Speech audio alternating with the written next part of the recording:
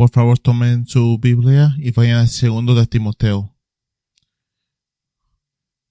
Vayan al segundo Timoteo capítulo 4.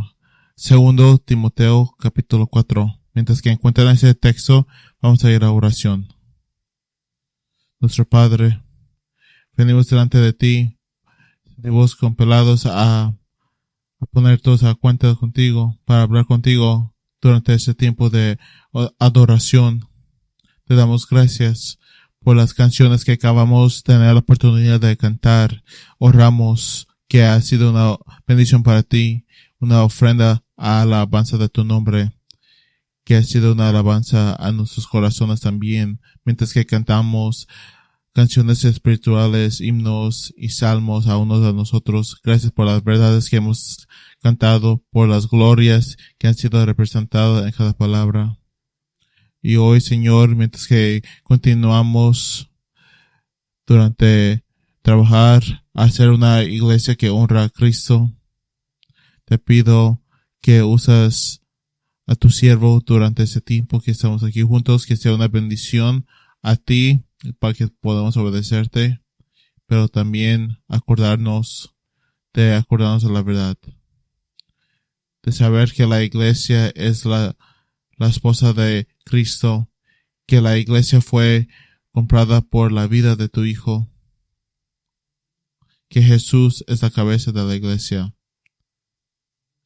y que somos obligados a Él y completamente a la fidelidad a Él. Por favor, ayúdanos, bendícenos. Oramos en el nombre de Cristo. Amén.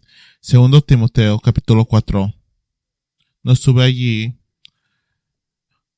pero haber sido un momento asombroso y sagrado para Timoteo para abrir un rollo y leer estas palabras. Al final del tiempo de comunicación Pablo con Timoteo, Pablo invoca una promesa, incluso un juramento. Segundo Timoteo capítulo 4 versículo 1 a 2. En la presencia de Dios y de Cristo Jesús, que ha dado a juzgar a los vivos y a los muertos por su manifestación y por su reino, te encargo solamente predica la palabra, insiste a tiempo y fuera de tiempo, amonesta, reprende, exhorta con mucha paciencia e instrucción. Y como un hijo escuchando las últimas palabras de su padre, eso marcó a Timoteo por toda su vida. Este gran cargo que ha estado dado a él, que obligará a Pablo a ser intencionalmente solemne y sobrio, insistente en que Timoteo nunca se desviara de la predicación de la Escritura. Pablo da la razón. Versículos 3 a 4, porque vendrá tiempo cuando no soportarán la sana doctrina, sino que teniendo comezón de oídos conforme a sus propios deseos, acumularán para sí maestros y apartarán sus oídos de la verdad y se volverán a los mitos. Pablo dijo que habrá, y la historia lo ha demostrado, una acumulación de maestros dedicados a la llamada predicación para agradar a los hombres y a sí mismos, alejándose de la palabra de Dios. Este mensaje es una continuación natural del mensaje anterior sobre la Biblia. La importancia primordial de la Biblia en la iglesia es su uso en la predicación. Lo que quiero hablar esta mañana. He pasado la mayor parte de mi vida adulta pensando en la predicación, estudiando la predicación y tratando de aprender a predicar. Te doy gracias que cada vez me das la oportunidad. Todavía no he escuchado un sermón mío que digo, ya lo tengo, ya sé cómo predicar. No. Con el paso del tiempo me he convencido más de la centralidad de la predicación en la vida de la iglesia y me siento bendecido más allá de toda medida para ser llamado por el Señor a ese noble llamado. Pero, ¿por qué hacer un mensaje completo solo para la predicación, especialmente cuando haré un capítulo completo sobre los predicadores más adelante de la serie. Ya estoy convencido de la importancia de la predicación. Ya estáis convencidos de la importancia de la predicación. Yo diría que la predicación histórica de las escrituras es la variable más importante en la efectividad y obediencia de una iglesia local. En caso, predicar para mí es variable lo que hace o quebra una iglesia. Como dijo memorablemente mi antiguo pastor, todo ministerio fluye hacia abajo desde el púlpito. También creo que es útil para los miembros de la iglesia poder articular la importancia de la predicación bíblica, ya que la gran mayoría de los asistentes casuales a la iglesia probablemente piensan que toda la predicación es esencial la misma. Tú tienes que saber cómo articular que es predicación bíblica. Dividiré ese mensaje en 4 partes y luego más tiempo dedicando a la parte final. Si vas a tomar notas. Número 1, la necesidad de predicar. Voy a repetir. La descripción de la predicación, el poder de la predicación y los objetivos de la predicación. La necesidad de predicar, la descripción de la predicación, el poder de la predicación y los objetivos de la predicación. Estamos haciendo una serie que es lo que tenemos que hacer como una iglesia. Quiero hablar, número 1, la necesidad de predicar. Antes de la reforma, la vida de la iglesia caracterizada por la que J.C. Ryle llamó ignorancia densa. Si piensan que en todos los ámbitos, desde las clases altas hasta los más pobres en la sociedad, había una falta de conocimiento de las escrituras. Ryle escribió esto: una densa oscuridad se extendía sobre la tierra, una oscuridad que se podía sentir. Ni uno de cada 100 podría haberles dicho tanto acerca del Evangelio de Cristo como ahora podríamos aprender de un niño inteligente de la escuela dominical. No había escuelas, no había Biblias. El Testamento Nuevo de Wycliffe era la única traducción disponible hasta la versión de King James. Era muy cara. Nadie la puede agarrar, nomás si eras una familia rica. Mayoría de la predicación era en latín. La Iglesia Católica prescribía un sermón cada trimestre, 4 veces al año, y no les importaba si ellos lo brincaban. La liturgia debía celebrarse todos los domingos, pero los sermones podían omitirse durante meses. Los sacerdotes no podían correctamente leer la escritura, pero los predicadores fieles eran muy considerados peligrosos por la Iglesia Católica. Y si la Iglesia Católica te veía como una amenaza, era como como una sentencia a la muerte. Ellos, la Iglesia Católica, pasaron por la misa, los sacramentos y todas las tradiciones. Durante la Reforma en Inglaterra, el obispo Hugh Latimer predicó con valentía. Se decía que él no rehuía atacar los pecados de nadie, aunque fuera los pecados de un rey. Nomás para decir que atacar los pecados del rey te podía matar. Él escribió eso. Quita la predicación y quita la salvación. Ese oficio de predicar es el único camino ordinario que Dios ha señalado para salvarnos a todos. Comenzó denunciando la ausencia de predicación en favor de la superstición y la ceremonia en la Iglesia Católica. Quiero que escuchen eso lo que él dijo. Es algo que él decía. La predicación es la cosa contra la que más luchó el diablo. donde reside el diablo, allá con los libros y arriba con las velas, fuera con la Biblia y arriba con las cuentas, con la luz del Evangelio y arriba con la luz de las velas. Sí, incluso de Medioda, donde reside el diablo, arriba con la superstición, idolatría, incensado, pintado, imágenes, velas, palmas, cenizas, agua bendita y nuevo servicio de la invitación de hombres. Dijo, se decía que nunca ponieras una vela a un lado del arma, porque él veía una vela como muerte, religión. Él fue martirado. Se levantaba cada mañana a las 2 de la mañana a levantarse en la mañana a predicar, a estudiar la palabra, a orar. Su ejemplo es algo muy bueno.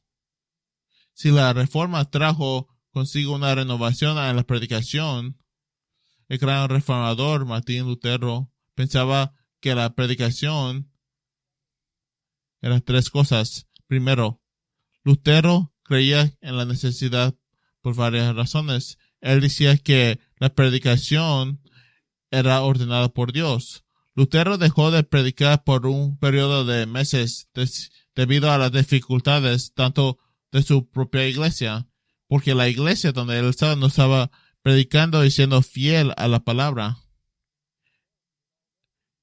Y él escribió eso. Hay un hombre cuyo nombre es Jesucristo, el que dice no. Por lo tanto, Lutero continuó predicando. En segundo lugar, Lutero vio el sermón como el evento más esencial para la iglesia. La más esencial para la iglesia. Él dijo, la predicación es la voz de que Dios que habla en la medida en que el sermón representa comprensión a la palabra. Él dijo, el pastor debe estar seguro de que Dios habla a través de su boca. De lo contrario, es ahora que se calle. No está diciendo de nuevas revelaciones que él escucha audible, pero no, que Dios habla a su gente por medio de su palabra. Número 3. Esto es algo grande. Él pensaba que sin la palabra predicada, Cristo estaba ausente de la iglesia. Sin la palabra predicada, Cristo estaba ausente de la iglesia, porque el sermón es la forma en que Dios viene a su pueblo y él es cuando conecta a los elegidos a la salvación. Sus comentarios me ayudó a pensar en eso, que la iglesia de Laodicea, cuya arrogancia autosuficiente lo llevó a creer que no necesitaban nada, sin embargo, eran miserables y pobres. Jesús los llama y les dice ferozmente, detrás yo soy a la puerta, y llamó. En otras palabras, esa es la iglesia donde Jesús está fuera de las puertas. Los pastores en Laodicea eran no fieles, eran infieles. Las cartas para las iglesias de Apocalipsis 2 y 3 es para el ángel, digamos, el pastor, porque el pastor tiene la responsabilidad. Te voy a hablar de la descripción de la predicación. Número 2. Vaya a 1 Corintios 2. Vaya a 1 Corintios capítulo 2. 1 Corintios capítulo 2.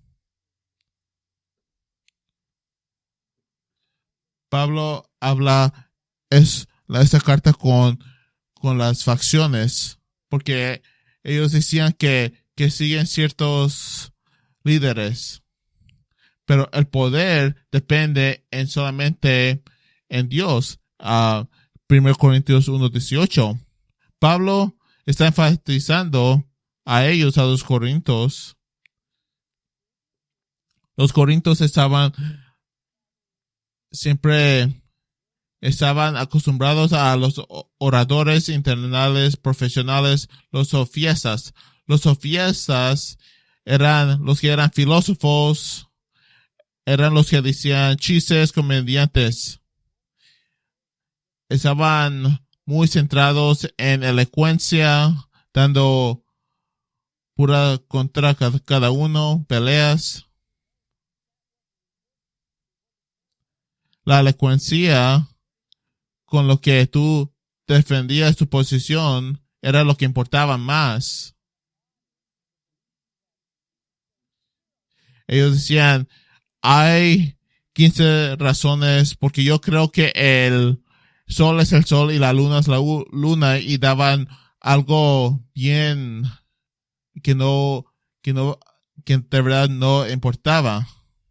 Pablo contraria la idea que el evangelio debe compartir. 1 Corintios 1:20.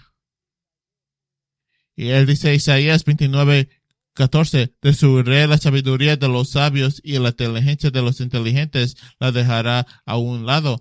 Pablo declara que para los llamados sabios el evangelio es necedad. De hecho, declara que predica a Cristo crucificado, y esa es la piedra de tropiezo para los judíos que desean señales y gentiles para que buscan sabiduría. En capítulo 1, versículos 22 a 23 del 1 de Corintios, el evangelio que el mundo llama insensato y débil, Pablo dice que la necesidad de Dios es más sabia que los hombres y la debilidad de Dios es más fuerte que los hombres. En capítulo 2, Pablo recuerda a los corintios que no vino a Corinto como un sofista con superioridad de palabra o de sabiduría. Capítulo 2, versículo 1. No está diciendo en absoluto que de alguna manera era un orador público. No, él está diciendo algo diferente. Lo que quiero es que a lo mejor lean el libro de Hechos para que ellos digan que él no es un predicador bueno. Él está diciendo que él viene con algo mejor. Él vino con algo que el mundo piensa que es tontería. Capítulo 2, versículo 2. Porque me propuse no saber nada entre vosotros sino a Jesucristo y a ese crucificado. De hecho, sería apropiado, y creo que en realidad encajar mejor el contexto traducir y el crucificado como si el crucificado, que es un uso legítimo, conjunción traducida y. Pablo está diciendo no solo me propuse predicar a Cristo, sino aún más ansiosamente a los que lo rechazan, a Cristo que fue muerto y aparentemente derrotado. A unos de los corintios lo ven como necedad.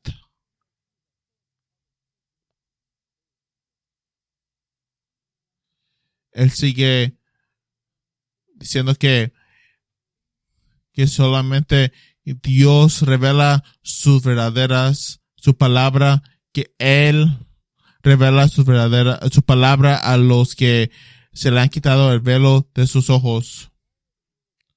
Versículo 8 dice, ninguno de los príncipes de ese siglo ha entendido. Versículo 9 de capítulo 2 de 1 Corintios, lo que ojo no vio ni oído oyó y que no ha entrado en el corazón del hombre, todo lo que Dios ha preparado para los que los ama. Eso es la palabra de Dios, no sobre el cielo.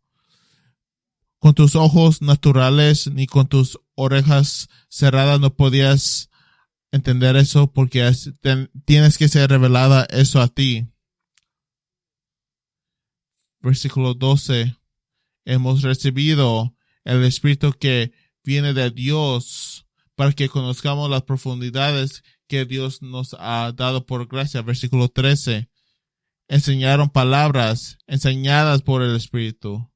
Versículo 14. El hombre natural no acepta las profundidades del Espíritu de Dios porque para él son locura y no puede entenderlas porque son examinadas espiritualmente. Versículo 16. Porque ¿quién ha conocido la mente del Señor para que él le dijera? Pero nosotros tenemos la mente de Cristo. No creo que Pablo pudiera ser más claro. De hecho, puesto que es una escritura inspirada, sé que no podría haber sido más claro. Las cosas de Dios se revelan espiritualmente y solo aquellos que Dios elige para revelar esas verdades.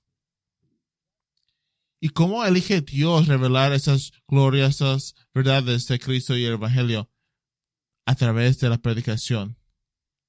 De hecho, Pablo usa 4 palabras diferentes para describir la predicación que salva. No tienes que escribirlas. No las tienes que de capítulo 1, capítulo 2. Usa la primera palabra, euangelizo. Pueden escuchar la palabra evangelion, evangelio. Cristo no me mandó a bautizar, sino a proclamar, de 1 de Corintios 1:17. Anunciar la salvación. Usa las palabras kerugma, capítulo 1, versículo 21. Significa el mensaje predicado, capítulo 2, versículo 4.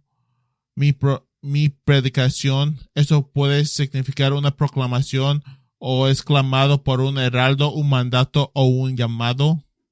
Un llamado, un mandato. Keruso, capítulo 1, versículo 23. Predicamos. Esto puede significar proclamar en voz alta, anunciar un anuncio oficial o una declaración pública. Usa la palabra katangelo, capítulo 2, versículo 1. Proclamación. Eso puede significar informar, hablar o dar a conocer en público con la implicación de muchos oyentes. El punto es que Pablo es muy claro en la única esperanza para los perdidos. La única esperanza para los corintios que fueran salvados es la predicación de la verdad divina. Y por los variados enfoques de Pablo para dar una visión completa de la predicación. Predicar implica proclamar el evangelio, decir un mensaje divino, clamar un mandato, dar un llamado a la verdad, hacer una declaración pública. La predicación tiene peso, la predicación posee autoridad, la predicación posee urgencia, la predicación posee mando. Al final del sermón de Pedro, Hechos 2, Pedro no emitió una esperanza, un sueño o una urgencia. Él dijo, arrepentíos y bautizados, Hechos 2:38. No está diciendo, yo creo que hoy consideren a Jesús. No, él dijo, arrepentíos y sean bautizados. Cuando Tito dio su guía de predicación que conocemos en Tito 2, Pablo le dijo, estas cosas hablan, exhortan y reprueban con toda autoridad, que nadie te desprecie. Esto significa lo que le haces a un 3 años. ¿Y qué es lo que hacen los niños de 3 años? No sé. ¿Qué es lo que haces? Agarra su cabecita y tú haces que te vean. Y trata de voltear sus ojos. Que nadie te desprecie. Que no desprecie la palabra de Dios. Pablo le dijo a Timoteo que mandara y enseñara estas cosas. 1 Timoteo 4:11. La predicación no es una serie de sugerencias calidades. La palabra es autorizada. Te lo voy a poner así. La predicación no puede dejar espacio para la neutralidad. La predicación fuerza el tema de la verdad en el corazón para que el oyente se convenza u ofenda. Ofendida o convenciente. Un breve estudio de la predicación de Jesús mostraría que esas son las dos categorías de sus oyentes, convencidos o ofendidos. ¿Y cuál fue la categoría más grande? ¿Qué tal? Número 3, el poder de la predicación. Número 3, el poder de la predicación. Para resaltar el poder de la predicación, es decir, lo que se esconde detrás de la eficacia de la predicación bíblica, solo necesitamos ir tan lejos como Dios mismo. En particular, simplemente quiero rescatar a Dios, el Espíritu, y Dios el Hijo. Mencioné en el mensaje anterior Henry C. Fish, pastor de Nueva Inglaterra. Él tenía una gran vista de la Escritura. Declaró abiertamente tanto el papel del santo como el papel de Cristo. Él escribió eso. Un sermón puede construirse según los mejores modelos. Puede ajustarse a todas las reglas homiléticas. El estudio de predicación, el texto puede ser adecuado y fructífero. El plan puede ser intachable. La ejecución puede descubrir el genio y el juicio. Puede haber un análisis preciso y razonamiento sólido, prueba y motivo, solidez y belleza.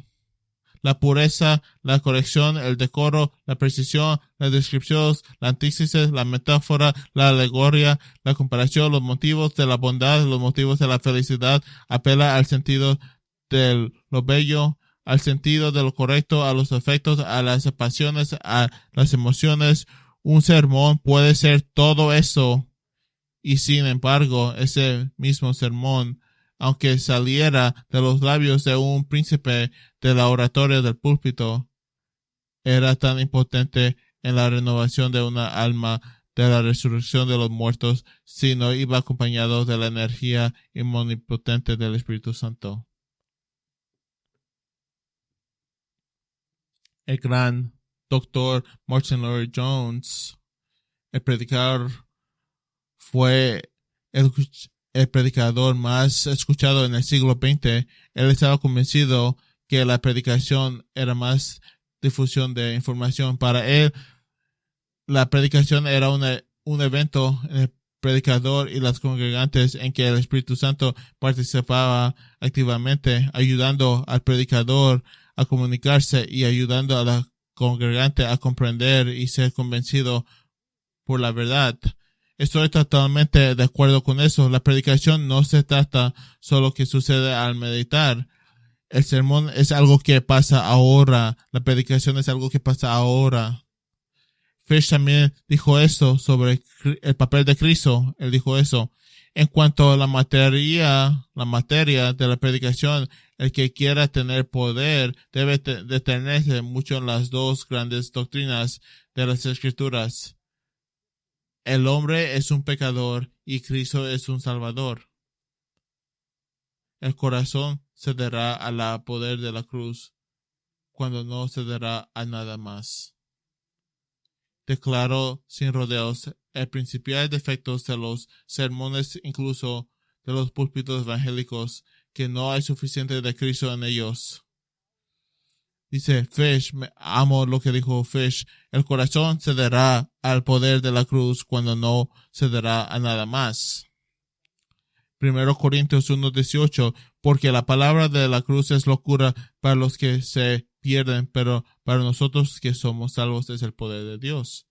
El reformador escocés John Knox no dudó en usar su voz profética para criticar y reprender a los gobernantes civiles que se les olvidó la palabra de Dios, que estaban opinando sobre los asuntos de la iglesia. Knox enseñó a sus estudiantes predicadores a hacer lo mismo. En el 19 siglo, William Blakey señaló que al comparar las políticas, falsidades y el carácter de los reyes humanos con Dios, es lo que dijo eso. El efecto principal en el púlpito era dirigir la atención del predicador más firmemente a la supremacía real de Jesucristo para poner a la vista de manera prominente gloriosa persona del Salvador sentado en el trono del universo, muy por encima de todo principado y poder, reclamar para él más alto homenaje tanto de gobernantes y gobernadores. Tenemos que acordarnos que es lo que dijo Dios en Isaías 55, versículo 10 a 11, porque como la lluvia y la nieve desciende del cielo y no vuelves ahí sin regar la tierra y hacer dar la luz a brotar, así será mi palabra, no lo verá a mi vacía sin lograr lo que me agrada y sin tener éxito en el asunto para el cual la envié. Esa era Isaías 55, versículos 10 a 11. El predicador y el pueblo deben creer en el poder de la predicación, porque el mundo está contra ella. Satanás está contra ella. Todas las demás religiones están en contra. Por lo tanto, la predicación debe continuar por el bien del Evangelio y la iglesia, porque es la palabra de Dios. Vamos a terminar con el número 4, los objetivos de la predicación. Número 4, los objetivos de la predicación. Los objetivos de la predicación. Amo los escritos de Henry Fish sobre la predicación, nomás para que nos puedan enseñar nuestros padres antiguos, que tenemos mucho que aprender. Santificación. Los objetivos para la predicación. Número 1, santificación. La primera orden del día en la santificación, la santidad del pueblo de Dios, es la santificación continua del predicador mismo. El hombre mismo es el fundamento de la predicación. Los requisitos más antiguos de 1 Timoteo 3 y Tito 1 deben ser carácter y madurez. Pablo une la vida de un hombre y su predicación. Manda a Timoteo que preste mucha atención a sí mismo y a su enseñanza. Perseverad en estas cosas. 1 Timoteo 4:16. Henry Fish escribió acerca de la predicación que el hombre tiene que ser hecho primero. La vida de un ministro es la vida de su ministerio. El peso del carácter da peso a las palabras. La santificación debe ser la meta del predicador para sí mismo y para las personas que sirve. Si no, porque si un predicador no le importa su santificación, nomás es una persona que toma un lugar al púlpito animio hasta que venga un hombre si le importa la santificación. Hay otro método. Conocimiento.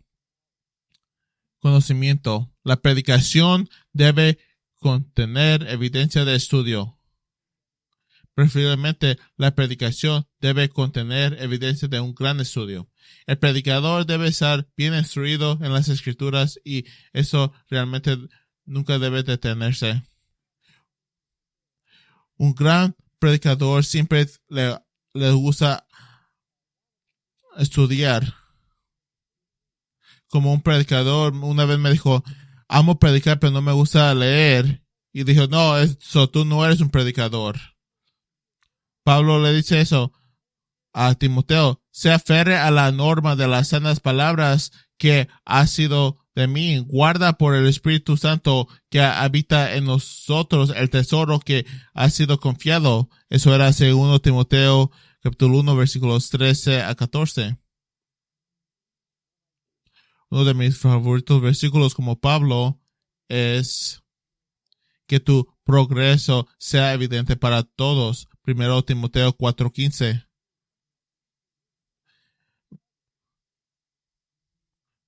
¿Cómo puedes hacer progresivo tu evidente? Por poniendo atención a la lectura pública de la escritura, a la exhortación y la enseñanza. 1 Timoteo 4:13. Porque es importante el conocimiento. ¿No te hace solamente crecer la cabeza grande como un globo? No. Nomás pregúntale a Pedro, es lo que él dice sobre el conocimiento. 2 Pedro 1:2. Gracia y paz os sean multiplicados en pleno conocimiento de Dios y Jesús nuestro Señor. 2 Pedro 1:3. Él dice eso. 2 Pedro 1:5 y 6. Ahora bien, también por esa misma razón, aplicando toda diligencia y en vuestra fe, supláis excelencia moral y en vuestra excelencia moral, conocimiento. 2 Pedro 1:8. Porque si esas cosas vosotros y van a aumento, no os hacen inútiles ni fructuosas en el pleno conocimiento de nuestro Señor Jesucristo. Ahora, 2 Pedro 2:20. También en 2 Pedro 3:18 termina con las palabras conocimiento. Al comentar sobre el predicador, Fish escribe, un novicio no puede infundir respeto.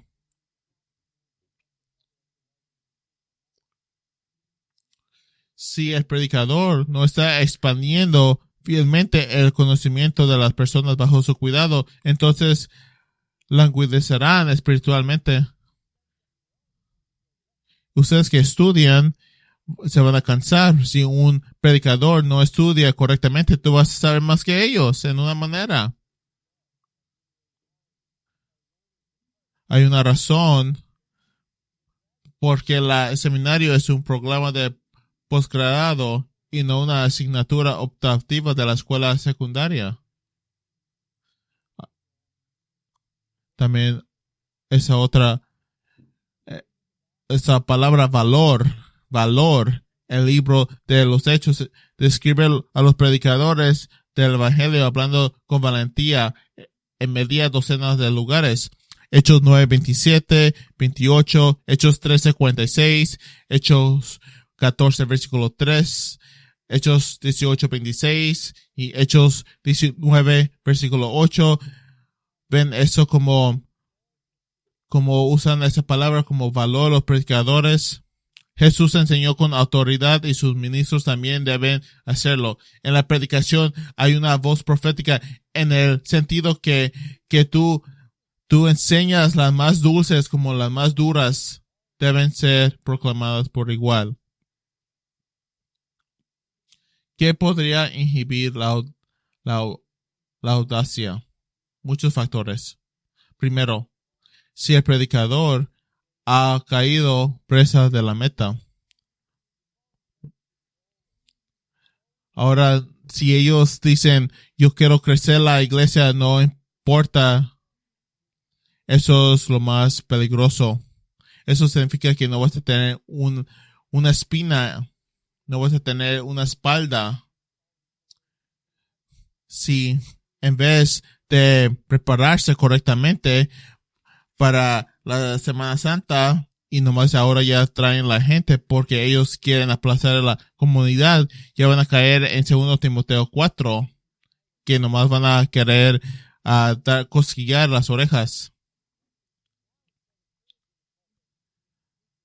Y ahora de predicar con gran valor, el predicador nomás van a querer tener una seguridad laboral.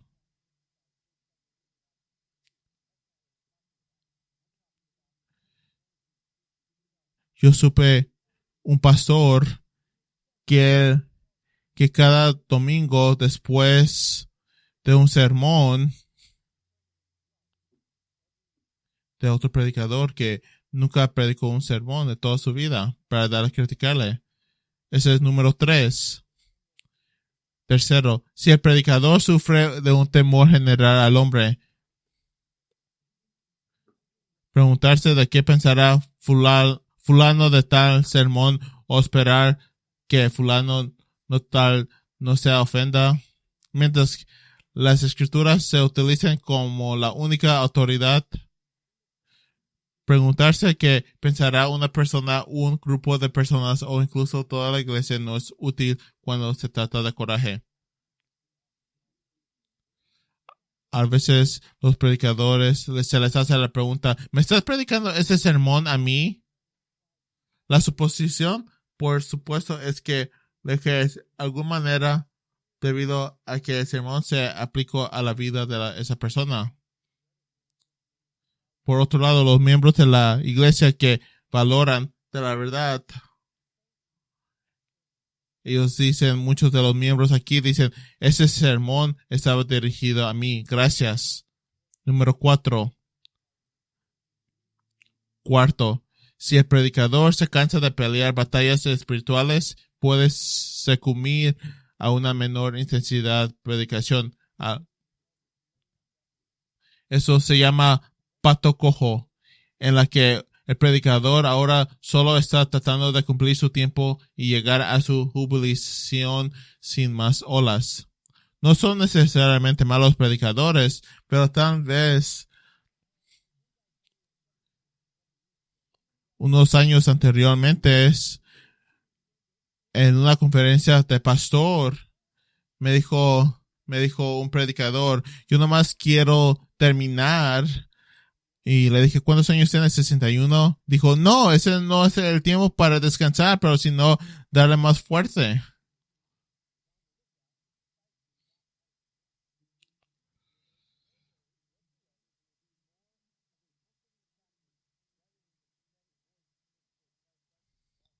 Yo he visto en muchos tiempos, mientras que yo he llegado a varias iglesias, muchas iglesias dicen, queremos un pastor que va a predicar la palabra, que va a proclamar la verdad. Luego viene el predicador, luego dice el predicador, empieza a predicar la palabra. Luego la iglesia dice, no, no quiero eso. No quiero que me predique a mí, pero sino a los demás. Tú no. Cada sermón es una batalla espiritual. Como aquí en esta habitación es para ti. Te ayuda también, te da los objetos para poder pelear contra las cosas incorrectas. Otra cosa, esfuerzo. John MacArthur a menudo cuenta una historia sobre un momento temprano en su ministerio cuando estaba haciendo los pocos estaba haciendo en la corriente principal en el evangelicalismo.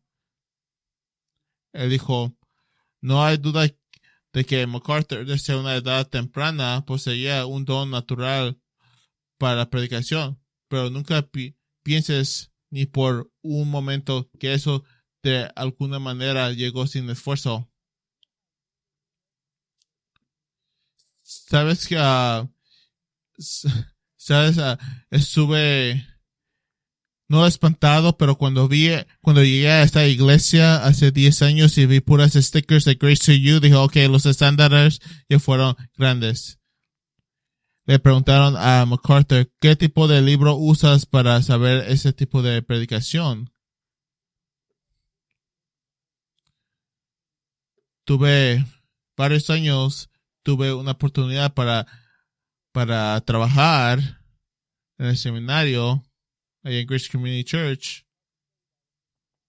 En 1997 salió la Biblia del estudio de MacArthur. Le pregunté a un hermano. Le pregunté a un hermano, ¿cuánto invirtió MacArthur a escribir esta Biblia o ayudar con esta Biblia? Y el hermano se ofendió. Se ofendió porque él sí tomó su tiempo, porque el Dr. Richard Mayhew llegaba 2 horas cada día para ayudarle.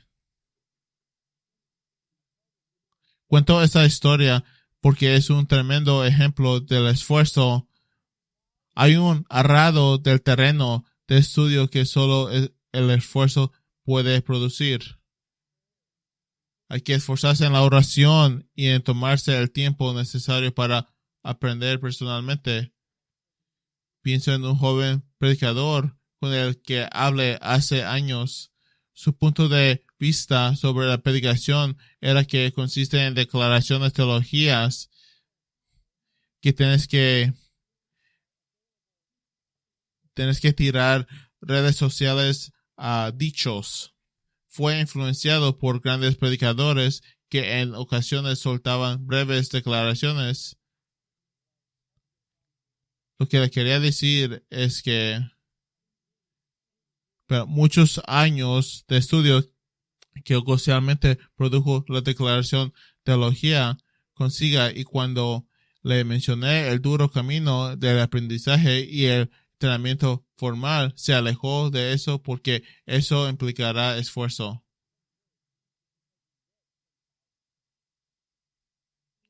Nuestro amigo Henry Frisch escribió que la ordenación no trae omnisciencia.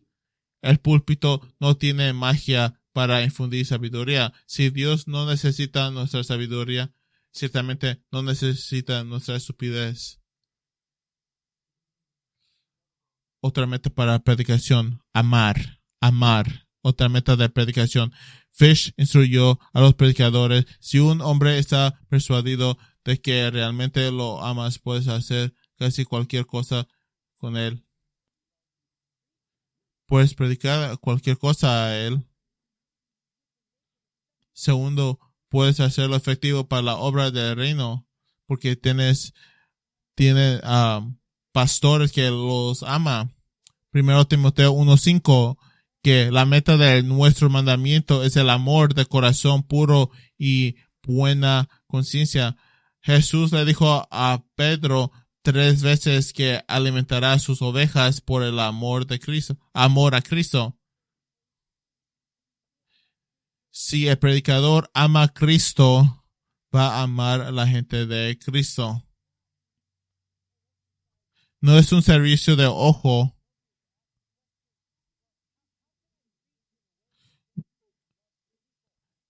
Es ama a la gente y luego tu predicación va a demostrar ese amor que tienes para la gente.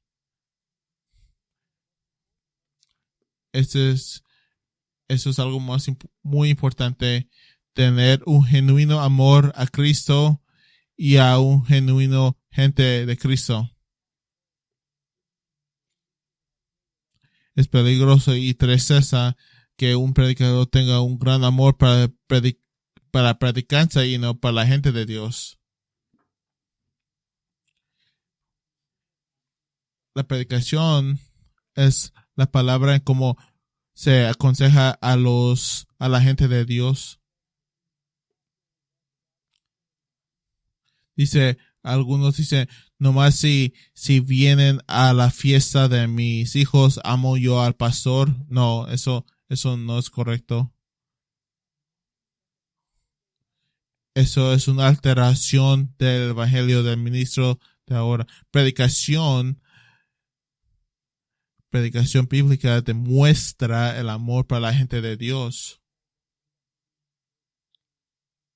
Si yo le digo esto, si yo le digo eso a los predicadores bien jóvenes o a los que van a ir al ministerio, yo le digo, si tú amas a la gente de Dios, van a perdonar un sermón mediocre.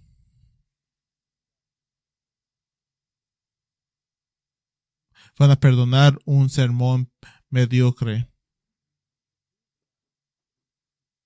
Entusiasmo, el objetivo de la predicación es dividir correctamente.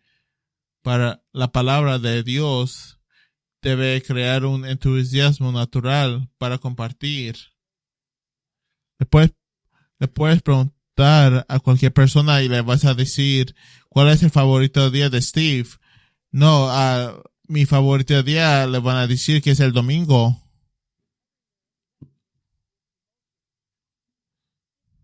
Si tienes tiempo para gastar,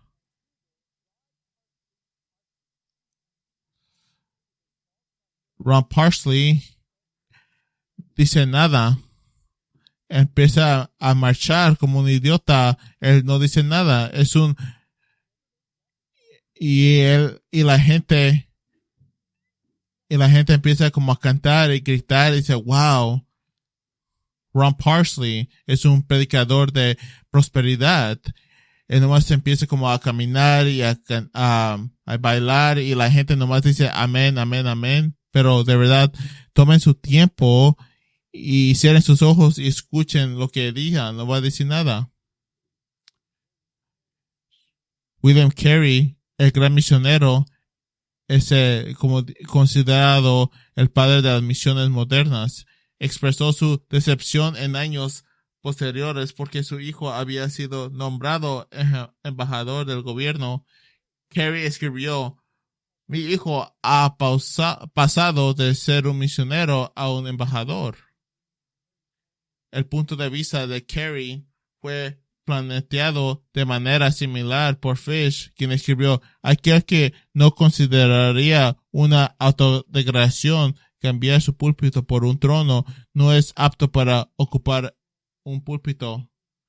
¿Cuán entusiasmado debe haber estado Pablo en Hechos 20 a ver predicar al pueblo de Dios hasta la medianoche y después de un pan rápido para resucitar al pobre Éutico? De saber que mucha gente que se quedó ahí para escuchar a Pablo trae entusiasmo. Otra cosa, persuasión. escuché un predicador. No estoy tratando de darte persuasión. No, el predicador debe tener la intención de hacer valer su punto de vista, de llevarlo a casa con fuerza. Cuando Pablo compareció ante el rey Agripa, Agripa quedó asombrado por el poder de persuasión de Pablo con la verdad del evangelio. Y él le dijo, Rey Agripa, ¿crees en los profetas? Yo sé que creís. Agripa hizo una pregunta nerviosa. ¿En tan poco tiempo me estás persuadiendo para que me convierta en cristiano? El gran predicador de Escocia, principio del siglo XIX, Robert Murray McCheyne, era conocido por su persuasión en la predicación. Una mujer escocesa lo describió una vez. Predicó como si se estuviera muriendo casi para que os convirtierais. Era un predicador que sí. Richard Baxter escribió esto.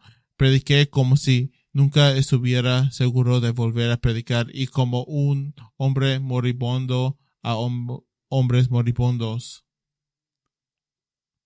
Jesús en la fiesta de cabañas en Juan 7 era celebración de 8 días, pero Jesús no asistió. En Juan 7:28 dice que Jesús clamó en el templo enseñando y diciendo, vosotros me conocéis y sabéis de dónde soy, y yo no he venido por sí mismo, sino que es verdadero el que me envió, a quien vosotros no conocéis. Necesitan reconocer a Cristo. Versículo 37 a 38. En el último día, el gran día de la fiesta, Jesús se puso en pie y clamó, diciendo, si alguno tiene sed, vengan a mí, beba. El que cree en mí, como dice la Escritura, de lo más íntimo de su ser, correrán ríos de agua viva. Otra de la predicación es celo. El celo tiene partes de entusiasmo y persuasión, pero en realidad representa una actitud de determinación y resolución. Pienso en el discurso de Pablo en los ancianos en Éfeso, en Hechos 20. Consistía en lágrimas y pruebas de Hechos 19, que no estaba haciendo un trabajo por el bien del trabajo. Había un celo y una determinación santos. Supongo que Pablo se le rompió el corazón al decirles a estos ancianos que incluso algunos de ellos se desviarán del evangelio. Por eso les advirtió, velad pues, acordándoles de que noche y día durante 3 años no se cede a amonestar a cada uno con lágrimas. Fish comenta sobre ese celo, que los sermones fabricados en el horno son muy diferentes de los sermones construidos con el cincel frío y lima. El historiador William Breakey escribió de John Knox, dijo eso. Fue un profeta del Señor inspirado como todos los verdaderos profetas y todos los grandes predicadores con su mensaje que obró como un fuego ardiente en su seno, de modo que no pudo soportarlo. Knox predicó hasta que no podía pararse. Y aunque no se podía parar, él todavía predicaba. James Millwell salía a escuchar a Knox a la iglesia de St. Andrews y registra que Knox apenas podía hablar lo suficientemente alto para ser escuchado durante la primera media hora cuando explicaba cualquier texto que se hubiera enseñado. Que no lo podías escuchar. Su voz ya se le estaba haciendo débil cuando se estaba muriendo, ya cuando su gran edad. Mientras explicaba los hechos del texto, Knox tenía un bastón en una mano y un hombre piadoso en la iglesia, Richard Paladin, lo sostenía del otro lado por su axila. Está a un lado del bastón y otro hombre se llama Richard Paladin, lo detiene por de su axila. De hecho, necesitaron 2 hombres para ayudar a Knox a subir al púlpito. Pero entonces Knox comenzará a aplicar el texto a los oyentes. Melville escribe en su diario antes de que terminar el sermón, era tan activo y vigoroso que era como sal volando de ella. Terminó en oración y luego 2 personas tuvieron que ayudarlo a bajar. Eso es celo para Dios. Así como Jesús demostró cuando expulsó 2 veces a los cambistas del templo, este celo por la casa de su padre. Otra meta es oración. Oración. Voy a hablar más de la oración más en la noche. Fish recuerda que a los predicadores uno no puede hacer un sermón edificante mientras el corazón está inmóvil. Recuerde que cuando los apóstoles estaban ajustando rápidamente, declararon, pero nosotros nos dedicaremos a la oración y al servicio de la palabra. Hechos 6:4. Fish habla de la oración en el proceso del estudio escribiendo, es increíble cuánta luz, vigor, esfuerzo, vivacidad vendrá a la mente de unos pocos momentos de comunión directa con Dios. El predicado está llamado simultáneamente a la competencia y a la impotencia. La competencia viene con el estudio y la determinación, pero la impotencia debe expresarse en la oración. Para mí personalmente, yo sé que el Señor no ocupa nada de mis servicios.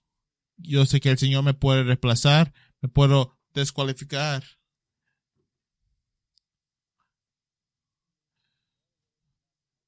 Soy muy consciente de que sin la ayuda del Espíritu de Dios, cualquier sermón puede caer en el saco roto. La última es fe. La fe.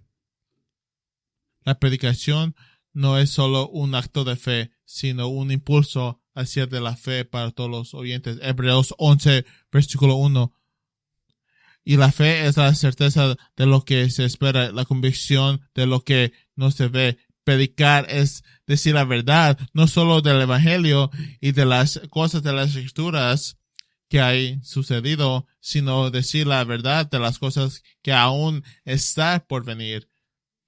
Pablo dijo en 2 Corintios 4:13 que nosotros creemos creer, por lo tanto nosotros habla. Charles Simeon, predicador inglés al final de 1700, principios de 1800, muy activo en misiones. Y él era muy impactante a un hombre, Henry Martin.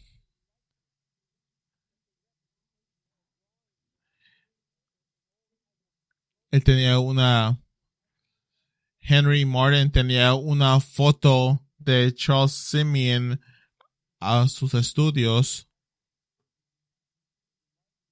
porque Martin se hizo un misionario a India porque Simeon trabajó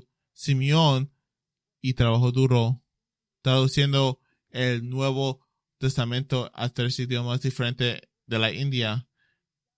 Trabajó duro en el ministerio y murió a la edad de 31 años en una plaga. Simeon dijo eso de Henry Martin. Dijo, es como si Martín le dijo a Simeon, sé serio, no te andes con rodeos. Y él dijo, sí, lo haré en serio, no voy a jugar con eso porque las almas están pereciendo y Jesús ha de ser glorificado. John Summerfield, otro pastor inglés del siglo XIX, vivió solo hasta los 27 años, pero a los 20 años ya predicaba a inmensas congregaciones y trabajaba en misiones. Formó sociedades misioneros tanto en Francia como en Inglaterra, pero se vio superado por su mala salud que había comenzado cuando tenía 22 años. Sus últimas palabras eran: oh, si pudiera resucitar, ¿cómo podría predicar?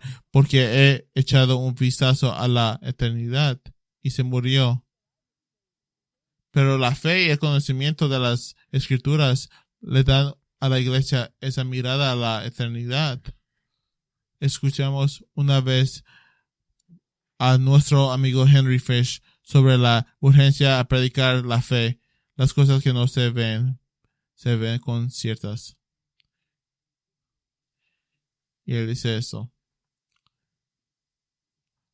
las mismas oleadas de la eternidad que parecían golpear la puerta de su estudio. El juez está llegando, los mundos se están ardiendo, los cielos se van, el trono está listo, los libros están abiertos. Allí está el cielo con sus canciones arrebatadoras y miradas de resplandecientes, y está el infierno con sus gemidos que no terminan y suspiros que siempre suspiran y lágrimas que siempre lloran y siempre caen, pero no a los ojos de la misericordia. Y con esto delante, su espíritu se agita y dentro de él exclama: no, esas almas no se suicidarán.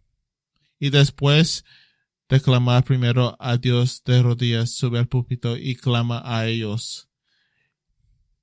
Que esa predicación que caracteriza esa iglesia de Grace Bible Church hace que la trompeta suene.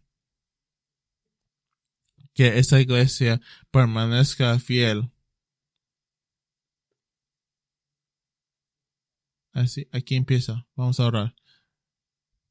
Nuestro Padre, oramos que esta predicación sea ese tipo de predicación que se une a la iglesia de Cristo. Por favor, oro primeramente por ese cuerpo chico, que nunca crezcamos cansados sobre la palabra de Dios, descontentos con la palabra predicada, sino con hambre, que conozcamos nuestro siervo, a nuestro Señor, que somos enriquecidos por esa palabra. Cómo saber que hay mucha Biblia para aprender y cómo tan poco tiempo hay. Creemos el salmista en el Salmo 16 que dice que nuestros placeres siempre que debe ser la palabra de Dios, y en tu palabra hay riquezas, placeres, glorias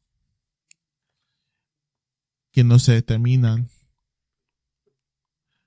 Oro por esta iglesia, que seamos caracterizados por un hambriente para tu palabra, por cada detalle, cada pedazo de tu palabra. Y por eso, haznos más como Cristo, que podamos compartir las glorias de Cristo a los que no conocen a ti, y que puedan venir a las aguas del bautismo, que lleguen al reino. Y Señor, por la iglesia de Cristo Jesús, no sé los estadísticos, pero es triste que pocas iglesias no abren la palabra como deberían abrirla. Oramos por un avivamiento. Sabemos que tu nación está bajo tu ira. Oramos que saques la palabra de Dios a esa gente, nuestros líderes. Gracias por nuestra iglesia pequeña. Y oramos que seamos fieles. Oramos en el nombre de Cristo Jesús. Amén.